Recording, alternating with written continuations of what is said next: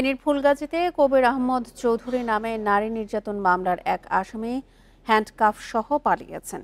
এ সময় আসামির স্বজনদের হামলায় আহত হয়েছে ৩ পুলিশ সদস্য।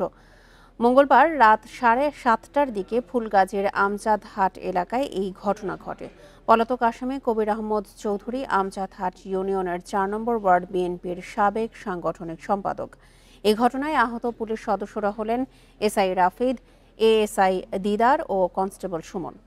পুলিশ জানায়, কবিরের বিরুদ্ধে ছাগলনাইয়া থানায় একটি নারী নির্যাতনের মামলা রয়েছে। সেই মামলায় তাকে গ্রেপ্তারে অভিযান চালায় পুলিশের একটি দল।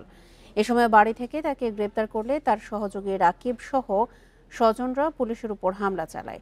এতে আহত হয় ছাগলনাইয়া থানার ৩ পুলিশ সদস্য। এ সময় হ্যান্ডকাফ সহ পালিয়ে যায় কবির। এই ঘটনায় আইনানুগ ব্যবস্থা প্রক্রিয়াধীন রয়েছে বলে জানিয়েছে পুলিশ।